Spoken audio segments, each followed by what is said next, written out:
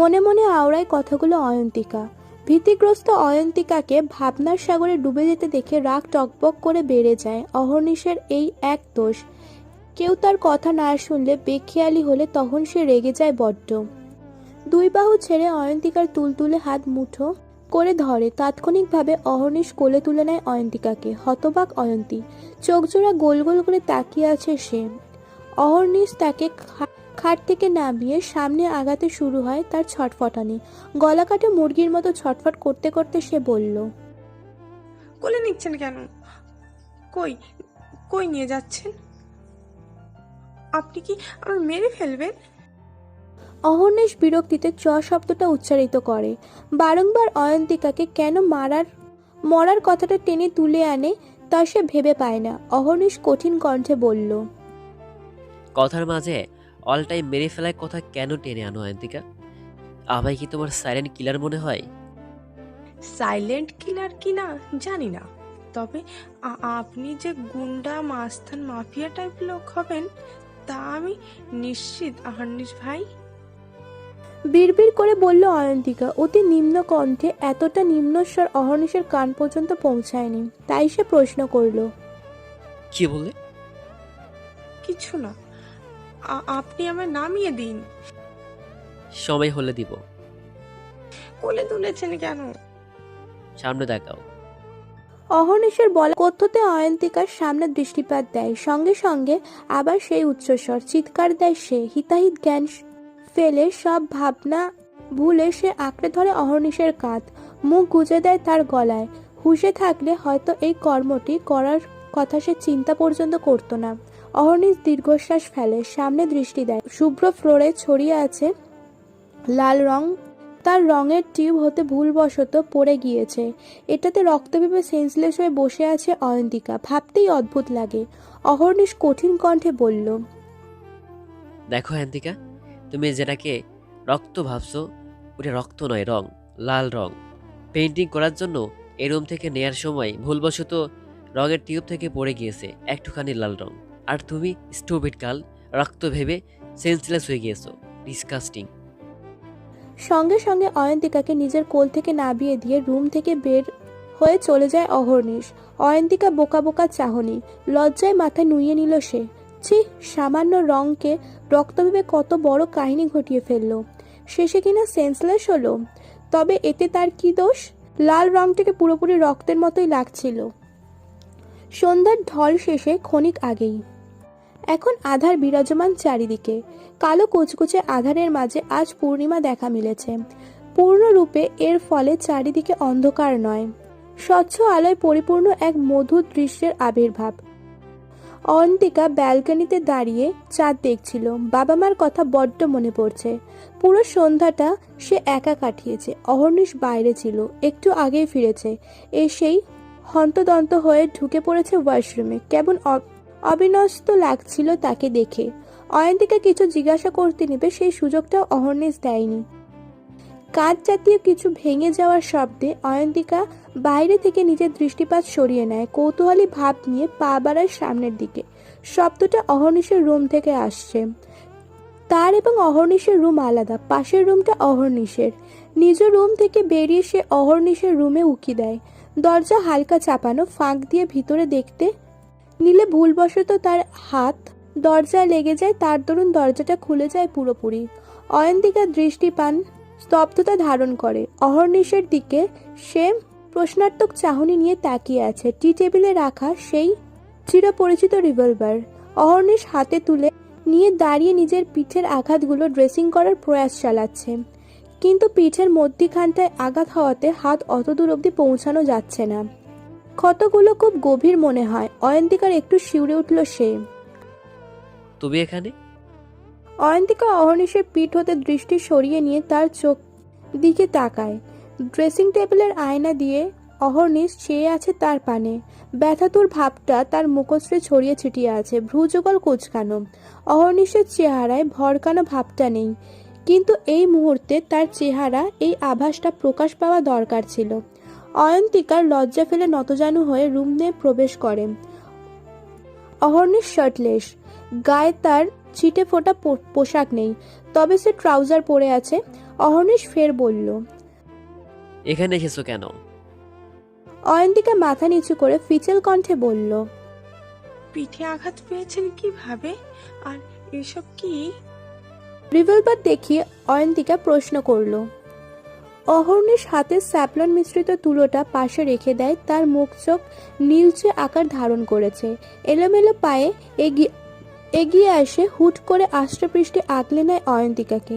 নিজের উষ্ণ আলিঙ্গনে আবদ্ধ করে নেয় অয়ন্তীকে। মুখ দিয়ে অস্ফুট স্বরে তার আর্তনাদ ভরা শব্দসম বের হচ্ছে।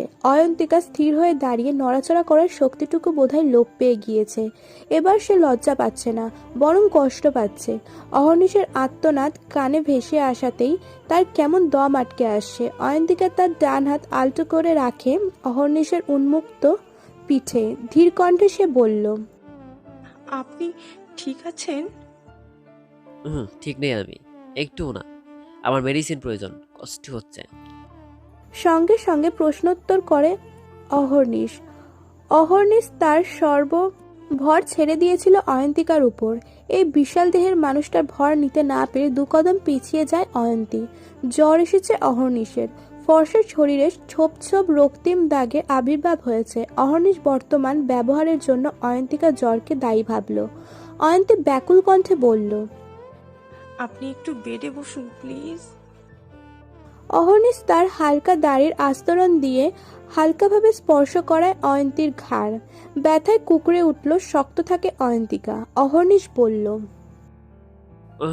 তুমি চলে যাবে তাহলে? অহর্নিশকে বেডে বসিয়ে দিয়ে অয়ন্তিকা ক্ষান্ত হয়। জ্বরাক্রান্ত শরীর নিয়ে বেশিক্ষণ বসে থাকতে পারে না অহর্নিশ। কোমল রূপে আস্তে ধীরে সে শুয়ে পড়ল, কিন্তু সে অয়ন্তিকাকে ছাড়েনি। অয়ন্তীর ওড়নার এক অংশ আঁকড়ে ধরে উপুর হয়ে শুয়ে পড়ে। অয়ন্তীর দৃষ্টিপাত এবার অহর্নিশের পিঠের ক্ষতগুলোর দিকে। ক্ষতগুলো আসলেই গভীর। মনে হচ্ছে কেউ খুব সজোরে আঘাত করেছে পিঠে। ইস, কি অবস্থা! লোমকূপ দাঁড়িয়ে যায় তার। কিন্তু অহর্নিশের এই অবস্থা হলো কি করে? অয়ন্তিকা সর্বপ্রথম পাশে রাখা তুলো হাতে নিয়ে কিছুটা স্যাবলন নিয়ে নেয়। ক্ষততে আস্তে ধীরে লাগিয়ে দিতে থাকে। অদ্ভুত হলেও সত্যি তার কোনো রূপ জড়তা কাজ করছে না। ওর সমস্ত ধ্যান এখন অহর্নিশের ক্ষতের দিকে। বিন্দু খানে কষ্ট অনুভূত হচ্ছে। অহর্নিশ বড্ড অবাক হয় অয়ন্তিকার স্পর্শে। জ্বর হলেও সজাগ সে। এতটুকু সামান্য জ্বর তাকে কাবু করার মতো অধিকার নেয়নি। ভীত অয়ন্তিকার স্পর্শ অহর্নিশকে ঠিক হজম করতে পারছে না। এমনিতেই সে তো 100 হাত দূরে থাকে, তবে আজ? অয়ন্তিকার সাহস জুগিয়ে বলল। আপনি কি কোনো গুন্ডা মাস্তান আহর্নিশ ভাই? রিভলভার কেন আপনার কাছে? এই আঘাত কিভাবে পেলেন? অহর্নিশ জাগ্রত ছিল। এই প্রশ্নটাই সে চমকালো। দৃষ্টি বাঁকিয়ে সে সোফার দিকে তাকাতেই দেখে রিভলভার। মুখ দিয়ে অস্পষ্ট সুরে বলল, উফ, শিট। চোখ বন্ধ করে নিল সে। এতটা কেয়ারলেস কিভাবে হলো অহর্নিশ? অয়ন্তিকা চিন্তা ভাবনা নিজের ভেতরে লুকিয়ে রাখা কথাটি সে বুঝি এবার আর গুপ্ত করতে পারবে না। দীর্ঘশ্বাস ছেড়ে সে বলল। আমি কোনো গুন্ডা মাস্তান না অয়ন্তিকা, আমি পলিটিক্স করি। সবেমাত্র চোখের পাতা এক করেছিল অয়ন্তিকা। সঙ্গে সঙ্গে শুভ্র সকালের এক ফালি রোশনি এসে তার মুখশ্রীর ওপর প্রতিফলিত হয়। চোখ মুখ কুচকে নিয়ে সে শটান হয়ে বসে। ঘাড়ে চিনচিন ব্যথা করছে তার। ডান দিকে তাকিয়ে বেডের মাঝখানে থাকা অহর্নিশের দিকে দৃষ্টিপাত স্থাপন করে সে। অহর্নিশ বেঘরে ঘুমাচ্ছে। সন্তর্পণে অয়ন্তিকা তার এক হাত অহর্নিশের কপালে রাখে। জ্বর নেই দেখে স্বস্তির নিঃশ্বাস ত্যাগ করে সে। কাল সারা রাত বসে অহর্নিশের মাথায় জলপট্টি দিয়েছে অয়ন্তিকা। আড়মোড়া ভেঙে বেড থেকে পা নামানোর পর উঠতে নিলেই অয়ন্তিকা তার কোমল হাতে কারোর শক্তপোক্ত স্পর্শ অনুভব করে। চটজলদি পিছনে তাকায় সে। অহর্নিশ তার চোখজোড়া খুলে নিয়ে তার দিকে তাকিয়ে আছে। অয়ন্তিকা আমতা আমতা করে বলল। কিছু বলবেন? কিছু চাই আপনার? অহর্নিশ ছোট্ট করে প্রত্যুত্তর করে। অয়ন্তিকা একরস অস্বস্তি নিয়ে বলল। তাহলে হাত ধরে আছেন কেন? আপনি ঘুমান, আপনার রেস্টের প্রয়োজন। তোমারও রেস্টের প্রয়োজন অয়ন্তিকা। সারা রাত জেগেছিলে, একটু ঘুমাও। অয়ন্তিকা কিছুক্ষণ নিঃশব্দে তাকিয়ে থাকে অহর্নিশের দিকে। এই লোক জানলো কিভাবে যে সারা রাত জেগেছিল? অহর্নিশ তো রাতে জ্বরের ঘোরে ঘোরে গভীর ঘুমে কাতর ছিল। কি হলো? অহর্নিশের করা পাল্টা প্রশ্ন অয়ন্তিকার বিব্রতের মধ্যিখানে পড়ে যায়। তার ঘুম পাচ্ছে খুব বেশি, তবে সে এখন ঘুমোতে চায় না। অহর্নিশের পাশে ঘুমালে সে অস্বস্তিতে কুপকাত হয়ে যাবে। তার আরো সময় প্রয়োজন। প্রতিদিন সে যেই সত্যের মুখোমুখি হচ্ছে তা হজম করতে তার একটু দীর্ঘ সময় প্রয়োজন। অয়ন্তিকাকে ভাবনার মাঝে মত্ত দেখে অহর্নিশ ভ্রু কুঁচকে নেয়। এই মেয়ে এত কি ভাবে? কিছুক্ষণ পরে ভাবনার মাঝে মগ্ন হয়ে যায়। কথার মাঝে সে হারিয়ে যায় ভাবনার সাম্রাজ্যে। দাঁতে দাঁত চেপে নির্মূল করা প্রয়াস চালায় অহর্নিশ। অয়ন্তিকার এক হাত ধরে টান মেরে সে বেডে শুয়ে দেয় তার বাম পাশটায়। অয়ন্তিকা হতভম্ব। উঠে যেতে নিলে অহর্নিশ তাকে আষ্টে জড়িয়ে ধরে। ধমকের সুরে সে বলল, চটপট করছো তো? আমার থেকে খারাপ আর কি হবে না, মাইন্ড ইট। ঘুমাতে বলেছি ঘুমাও, বেশি দাপাদাপি করলে 13 তলা থেকে ফেলে দিব। অহর্নিশের ধমকানি কাতরতায় জর্জরিত করে দেয় অয়ন্তিকার ছোট্ট মন গহীন। সে চুপসে যায়, কান্না পাচ্ছে তার। অহর্নিশকে পৃথিবীর সবচেয়ে খারাপ লোক উপাধি দেওয়ার বড্ড ইচ্ছে জাগছে তার হৃদয়মহল হতে। ফালি ফালি অস্বস্তি নিয়ে সে চেষ্টা করে ঘুমানোর, কিন্তু এই ঘুমটাও বোধহয় আর হবে না। অহর্নিশ এইভাবে আষ্টে পৃষ্ঠে তাকে ধরে রাখলে কিছু সময় বাদে দেখা যেতে পারে তার শ্বাস রুখে আসছে। কড়া রোদ্দুরে আস্তরণ চারিদিক। তপ্ত শ্বাস ফেলে অয়ন্তিকা গাড়ির কালো কাজ ভেদ করে বাইরে দৃষ্টিপাত দেয়। ঢাকা শহরটা এর আগে বহুবার দেখেছে সে। অনেকবারই আসা হয়েছে এই ধুলোমাকার শহরে। ছোট মামার বাসা নয়তো বড় মামার বাসায়। আর্নিয়া আপুর সাথে ঘুরে বেরিয়েছে অয়ন্তিকা ঢাকার অলিগলি অবধি। আজ প্রথম অহর্নিশের সাথে ঢাকা শহরের অজানা পথে বেরিয়েছে। বাহির থেকে নিজের দৃষ্টি সরায় অয়ন্তিকা। ঘুম থেকে ওঠার পরই অহর্নিশ তাকে তাড়া দিয়েছে বাহিরে যাবে বলে। চটপট কোনো রকম শাওয়ার নিয়ে সে রেডি হয়ে নিয়েছে। বাগাচোটে অহর্নিশের দিকে তাকাতে দৃশ্যমান হয় অহর্নিশের সুদর্শন মুখশ্রী। গোলাপি ফর্সা মুখশ্রীর এসির মাঝেও ঘামের প্রাদুর্ভাব লক্ষ্য করা যাচ্ছে। গোলাপের ঠোঁট জোড়া লাল রূপ ধারণ করেছে। অয়ন্তিকা ঠোঁট যুগল প্রসারিত করে কোমল কণ্ঠে সে বলল, আহান্নির ভাই, কোথায় নিয়ে যাচ্ছেন আমাকে? অহর্নিশ বাইরে হতে দৃষ্টি সরায়। শার্টের হাতা কপালে বিন্দু বিন্দু ঘাম মুছে সে গম্ভীর কণ্ঠে বলল, গেলেই দেখতে পারবে। অস্থিরতার কি আছে? পাংশুটে করা করে নেয় তার মুখ। অয়ন্তিকা, তেরা লোক বললে এমন কি হতো? গাল ফুলিয়ে সে বসে রইল। দীর্ঘক্ষণ একই স্থানে বসে থাকতে তার ভালো লাগছে না। তার উপর আধ ঘন্টা ধরে জ্যামে রয়েছে, প্রচন্ড বিরক্তি লাগছে। অবশেষে জ্যাম ছোটে, শোষ করে বাতাসের বেগে গাড়ি চলতে শুরু করে। কিছু সময় বাদে গাড়ি এসে থামে একটা শপিং মলের সামনে।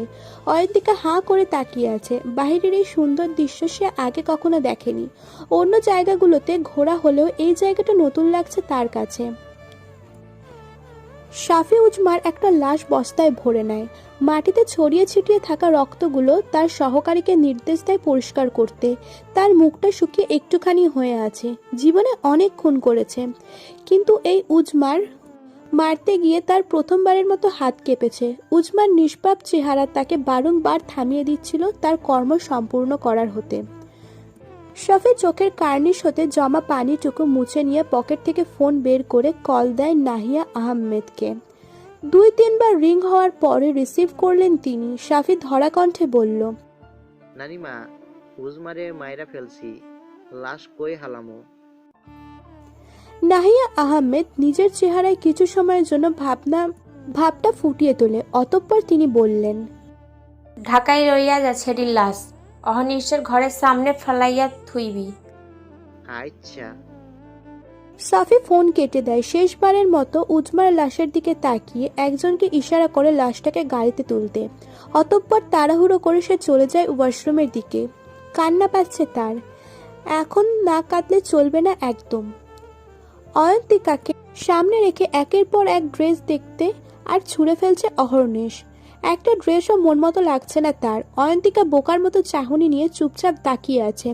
এখানে সে তার পোশাক কিনতে আনা হয়েছে তা এতক্ষণে সে নিশ্চিত হয়েছে, কিন্তু এইসব কি করছে এই ভয়ঙ্কর মানব? সে যে বিরক্তির সীমানা পার করে ফেলেছে, তাকে দেখতে পাচ্ছে না অহর্নিশ? অয়ন্তিকা শেষে চুপ থাকতে না পেরে ব্যাকুল কণ্ঠে বলে উঠল, আর কতক্ষণ? আমি আর দাঁড়িয়ে থাকতে পারছি না, পা ব্যথা করছে। অহর্নিশ চোখ বাঁকিয়ে একবার অয়ন্তিকার দিকে দৃষ্টি দিয়ে বলল, পিছিয়ে বসার জায়গা আছে আন্তিকা, লুক ওখানে বসো। আপনি একটা ড্রেস দেখছেন আর ছোড়াছুড়ি করছেন কেন? শুধু শুধু তাদের কাজ বাড়িয়ে দিচ্ছেন। যদি দোকানের মালিক দেখে তাহলে আপনাকে ঘাড় ধাক্কা দিয়ে বের করে দেবে। অয়ন্তিকা ধৈর্যহারা হয়ে হড়হড় করে বলল। সে নিজেও জানে না কি বলেছে মাত্র, তবে পরবর্তীতে খেয়াল হতেই সে নিজে থতমত খেয়ে যায়। অহর্নিশ তার দিকে দৃষ্টিপাত দিতে দেখে তিনি এক ভ্রু উঁচু করে তাকিয়ে আছে। অহর্নিশ প্রশ্নাত্মক কণ্ঠে বলল, আমি নিজেকে নিজের ঘাড় ধাক্কা দিয়ে বের করে দেব, লাইক সিরিয়াসলি? অয়ন্তিকা বেকুব বনে যায়, চোখ গোল গোল করে জিজ্ঞাসা করল, মানে? এটা আমার দোকান, এই শপিং মলের 3rd ফ্লোর আমার। গম্ভীর কণ্ঠস্বর ফের। অয়ন্তিকা বিস্ফোরিত নয়নে তাকায়। আর কত চমক অপেক্ষা করছে তার জন্য? নিজেকে ধাতস্থ করে নেয়, এবার সবকিছু ক্লিয়ার হয় তার কাছে। ড্রেস মাটিতে ছুঁড়ে ফেলার পরেও দোকানের কর্মকর্তা একজনও অহর্নিশকে কেউ কিছু বলছে না। তাহলে নতজানু হয়ে থাকাকালীন কারো চিৎকার ভেসে আসে অয়ন্তিকার কানে। মাথা তুলে দেখে একজন মেয়ে অহর্নিশকে জড়িয়ে ধরে দাঁড়িয়ে আছে, তার চোখে মুখে প্রফুল্লতার ছাপ। মেয়েটা হেসে বলল, অহর্নিশ বেব, তুমি এখানে? কতদিন ধরে তোমার অপেক্ষা ছিলাম। তুরান বলল তুমি নাকি গ্রামে গিয়েছিলে, কবে ফিরলে? অহর্নিশ প্রত্যুত্তর করে না, বরং মেয়েটাকে দেখে তার থেকে ছিটকে দূরে সরিয়ে দেয়। চোখ মুখে স্পষ্ট তার শত শত বিরক্তিকর আভাস। বিরক্তি কণ্ঠে ও বলল, লড়া, এসব কে? পাবলিক প্লেসে এভাবে জড়িয়ে ধরিস কেন? লারা চোখ মুখ ছোট করে বলল, এভাবে বলছো কেন বেবি? এমন তো না যে পাবলিক প্লেসে আগে আমি তোমায় কখনো জড়িয়ে ধরিনি। অহর্নিশ কথার ধরন পাল্টে বলল, এখানে কি তোমার? তোমার সাথে দেখা করতে এসেছি। অয়ন্তিকার সবকিছুর মাঝে নীরব দর্শক। লারা নামক মেয়েটার অতিরিক্ত ন্যাকামি তার কেন যেন ভালো লাগছে না। অহর্নিশ পিছন ফিরে তাকিয়ে হাতের ইশারায় ডাক দেয়। পায়ের বেগ বাড়িয়ে তাদের দুজনের মাঝে উপস্থিত হতেই লারা অয়ন্তিকার দিকে তাকিয়ে বলল, এই মেয়েটাকে অহর্নিশ? My wife, সারিশ আয়ান্তিকা। অয়ন্তিকা আর চোখে তাকায় অহর্নিশের দিকে। মাই ওয়াইফ শব্দটা যেন অহর্নিশ তার অধর যুগল দিয়ে উচ্চারিত করলো, তখন এক হিম হিম ভালো লাগা তার মধ্যে বইয়ে গিয়েছে। তা কেন হলো তার জানা নেই, জানতেও চায় না অয়ন্তিকা। শুধু এই অনুভূতিটা তার কাছে সবচেয়ে মূল্যবান মনে হলো। লারার মুখটা চুপসানো, আহত কণ্ঠে সে বলল, তো তুমি বিয়ে করেছো? হ্যাঁ, অফিস থেকে ছুটি নিয়ে 12 তারিখে গ্রামে গিয়েছিলাম, সেদিনই বিয়ে হয়েছে আমার। লারা আর কিছু বলল না। মুখে আসছে বলে দ্রুত পায়ে বেরিয়ে পড়ল কাঁচের দরজাটা টেনে নিয়ে। অহর্নিশ স্তব্ধ শ্বাস ফেলে। অয়ন্তিকার দিকে দৃষ্টি দিয়ে সে বলল, আসো এদিকে। মাথা নাড়ে অয়ন্তী। অহর্নিশের পিছনে সামনে এগিয়ে যায়। কিছু ড্রেস পছন্দ করে প্যাকিং করে নিয়ে অহর্নিশ তার হাত শক্ত করে ধরিয়ে বেরিয়ে আসে শপিং মল থেকে। তবে সবচেয়ে উদ্ভটকর ব্যাপার হচ্ছে এবার অয়ন্তিকার মাঝে কোনো অস্বস্তি কাজ করছে না অহর্নিশ তার হাত স্পর্শ করাতে। শাহিরকে ঘুম পাড়িয়ে বেড থেকে উঠে দাঁড়ায় অহর্নিশ। আর্নিয়া টেবিল থেকে সাইলেন্ট করা ফোনটা হঠাৎ করে কেঁপে উঠল। সেই দিকে দৃষ্টি দিতে আর্নিয়া ফোন হাতে তুলে নেয়। Unknown number. ফোন রিসিভ করার পরপর পাশ থেকে ভারী কণ্ঠে আগন্তুক বলল, ভাইয়ের বিয়ে দিয়ে দিয়েছিস তাহলে? কণ্ঠটা শোনা মাত্র আর্নিয়া রেগে যায়। রেগে এসে চেঁচিয়ে বলল, আফিম, তোমাকে বলেছি না আমায় কল দেবে না? অয়ন্তিকার সাথে কেন বিয়ে দিলি তোরা ওর? বলতে বাধ্য নই। আফিম রাগে গজগজ করে। সে চিবিয়ে বলল, আমাদের মাঝে অয়ন্তিকাকে এনে ভালো করিসনি। ওর যদি কিছু হয় কেটে টুকরো টুকরো করে ফেলবো, তোর পাগল ভাইকে মনে রাখিস। টুট করে ফোনটা কেটে যেতে আর্নিয়া ফোন ফ্লোরে ছুঁড়ে মারে। রাগে কপালের রক শাড়ি আকারে ফুটে উঠেছে। তীব্র ঘৃণা চেপেছে আয়ন্তীর প্রতি তার। আজ এই পরিস্থিতি আসতো না যদি না আয়ন্তীর মাঝখানে থেকে উজমাকে দেখে নিত। নির্দিষ্ট এক রাস্তা ধরে হাঁটছে অহর্নিশ অয়ন্তিকা। গাড়ি তাদের মাঝপথে নষ্ট হয়ে গিয়েছে। অহর্নিশ উবার ডাকতে চাইলে তাতে ঘোর আপত্তি জানায় অয়ন্তিকা। তার গাড়িতে উঠতে ইচ্ছে করছে না, হেঁটে যেতে চায়। শোনার পর অহর্নিশ বিশেষ কোনো তর্কে জড়ায়নি। তাছাড়া এই রাস্তা হতে বাসা অত দূরে নয় বলে হেঁটে যাওয়ার সিদ্ধান্তটাই বরাদ্দ রাখে অহর্নিশ। অয়ন্তিকা কিছু দূর যেতে ইটের সাথে অসাবধানতা বশত পা বেজে পড়ে যেতে নিলেই হুড়মুড়িয়ে অহর্নিশ তার কোমর আঁকড়ে ধরে। সে রাগ নিয়ে বলল, দেখে চলতে পারো না? দৃষ্টি কই থাকে? এখন যদি পড়ে যেতে তাহলে আঘাতপ্রাপ্ত কে হতো? স্টুপিড। মুখশ্রী ছোট করে নেয় অয়ন্তিকা। সোজা হয়ে সঠিকভাবে দাঁড়ানোর পর সে বলল, খেয়াল করিনি ইটের টুকরো। অহর্নিশ কঠিন চোখে তাকিয়ে অয়ন্তিকার হাত আঁকড়ে ধরে। সামনে এগিয়ে যেতেই বিকট আওয়াজটা কানে ভেসে আসে। আওয়াজটা ঠিক কিসের হতে পারে তাদের দুজনের মধ্যে কেউ বুঝতে পারে না। কিছু সময় পর একটা গলি থেকে কয়েকজন লোক দৌড়ে আসে। তাদের দিকে অহর্নিশের চোখ মুখ চিন্তার ছাপ ফুটে ওঠে। সে চিন্তিত নয়নে অয়ন্তিকার দিকে তাকায়। অয়ন্তিকার প্রশ্নার্থীর চাহনি। কি হচ্ছে তা বোধগম্য হচ্ছে না তার।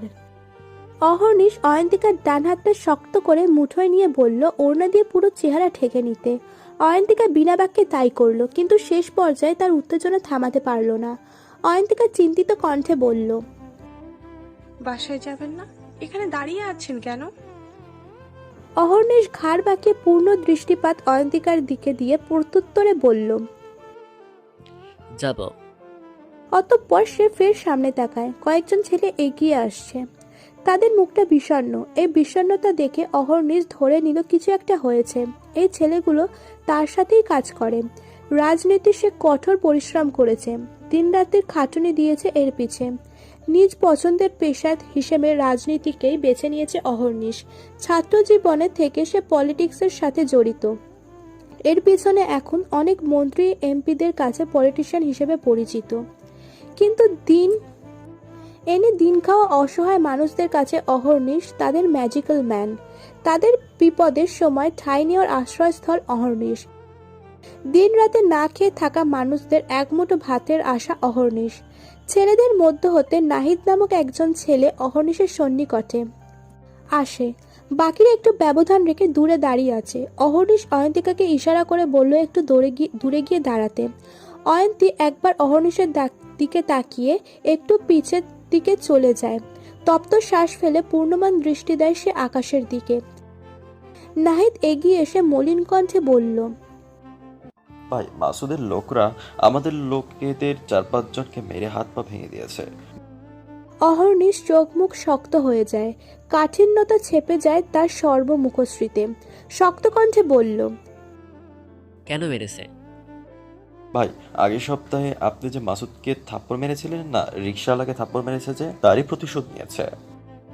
অহর্নিশ রাগান্বিত তির্যক চাহনি দিয়ে মাটির দিকে নিশ্চুপ থেকে পকেট থেকে মানিব্যাগ বের করে বেশ কিছু টাকা নিয়ে নাহিদের হাতে দেয়। রাগ দমন করার প্রয়াস চালিয়ে সে বলল, ওদের চিকিৎসার যাতে ভালো মতো হয় খেয়াল রাখিস। আমি সন্ধ্যায় ওদেরকে দেখতে আসবো। আচ্ছা ভাই। সবাই চলে যায়। অহর্নিশ পেছনে ঘোরে। তৎক্ষণাৎ অয়ন্তিকার ঘামাক্ত মুখটি তার দৃষ্টি স্থির করে দেয়। শুকনো ঢোক গেলে সে সামনে আগায়। অয়ন্তীর সামনে এসে পদচারণ থামিয়ে বলল, চলো। অয়ন্তিকা অধৈর্যকর প্রসারিত করে শ্বাস টেনে বলল, ওরা কারা ছিল?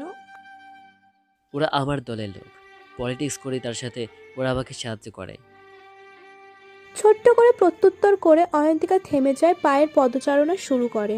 অহর্নিশ আসে অয়ন্তীর পিছে পিছে। ক্ষণের মাঝেই তারা তাদের অ্যাপার্টমেন্টের কাছে চলে আসে। লিফটে উঠে 13 তলায় এসে নিজেদের ফ্ল্যাটে এসে পড়ল। অয়ন্তী ফ্ল্যাটে এসে নিজের রুমে যেতে নিলে পিছন থেকে তার কর্ণগোচর হয় গম্ভীর কণ্ঠস্বর। অহর্নিশ হাতের ব্যাগগুলো সোফায় রেখে বলল, ফ্রেশ হয়ে রেডি হয়ে নাও, আমরা লাঞ্চ করে মিরপুর যাব। আম্মু তোমাকে দেখতে যাচ্ছেন। অয়ন্তিকা চমকে অহর্নিশের দিকে তাকায়। খুশিতে যে সে আপ্লুত। মাথা নেড়ে সে হ্যাঁ বলল ইশারায়। রুমে এসে হাতের ব্যাগগুলো রেখে মুচকি হাসি দিল। মামির বাসায় গেলে এই বাসা ভুলেও সে আর আসবে না। থাকবে না এই ভয়ঙ্কর মানবের সাথে। এতটা সময় নিয়ে সে চুপ থাকতে পারবে না। মামির বাসায় গেলে ইমোশনাল ব্ল্যাকমেল করে হলেও অয়ন্তী ওই বাসাতে থেকে যাবে। যা করার করুক অহর্নিশ। অতিষ্ঠ গরমে পুনরায় গোসল করে অয়ন্তিকা। এবার যেন খারাপ লাগাটা একটু কমেছে, শান্তি বেড়েছে মন গহীনে। ভেজা চুলগুলোকে আলতো করে টাওয়াল দিয়ে মুছে ড্রেসিং টেবিলের সামনে এসে দাঁড়ায়। জামার চেনটা খোলা, পিঠের দিকে একদম মাঝখান হতে শুরু হয় এই চেন, তাই সে লাগাতে পারছে না। চিন্তার সাগরে যখন সে ডুবো প্রায়, তখন বেশ জোরে সোরে কিছু পড়ার শব্দ কানে আসে তার। ড্রেসিং টেবিলের আয়না দিয়ে পিছনে দৃষ্টিপাত দেয় অয়ন্তিকা। সঙ্গে সঙ্গে স্তম্ভিত হলো। পিছনের দিকটায় অহর্নিশ দাঁড়িয়ে দরজার কাছে, চোখ জোড়া স্বাভাবিকের ন্যায় একটু বড় করে সে তাকিয়ে আছে অয়ন্তিকার দিকে। অহর্নিশের থেকে কিছুটা দূরে পড়ে আছে তার ফোন। অয়ন্তিকা নুইয়ে যায়, ড্রেসিং টেবিলের থেকে সরে গিয়ে দেওয়ালের সাথে চেপে দাঁড়ায়। পরিশেষে বহু চেষ্টার পরে সে পিঠে মধ্যখানে থাকা চেনটা লাগাতে সক্ষম হয়। প্রশান্তিমূলক শ্বাস ছাড়লেও তার অস্বস্তি হচ্ছে। লজ্জা গ্রাস করেছে তাকে তীব্রতর ভাবে। যদি শুরুর দিকে একটু মনোযোগী হয়ে চেষ্টা করত, তাহলে তাকে নিশ্চয়ই এই বেসামাল পরিস্থিতিতে পড়তে হতো না।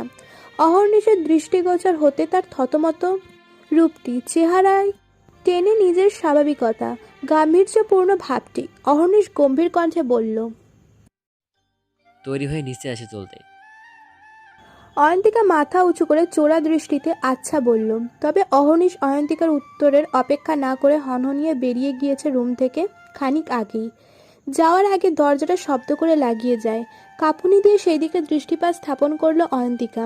ফ্লোরে তাকাতে দৃশ্যমান হলো অহর্নিশের ব্যাটারির আলাদা হওয়া ফোনটি।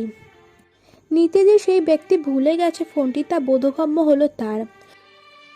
পরবর্তীতে চোখ মুখ কুঁচকে নিল সে, বিড়বিড় করে মুখ বিকৃতি করে বলল, এই লোক এত গম্ভীর কেন?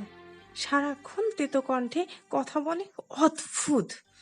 আমার সাথে কেন তার এই ব্যবহার? দোষটা কি আমার?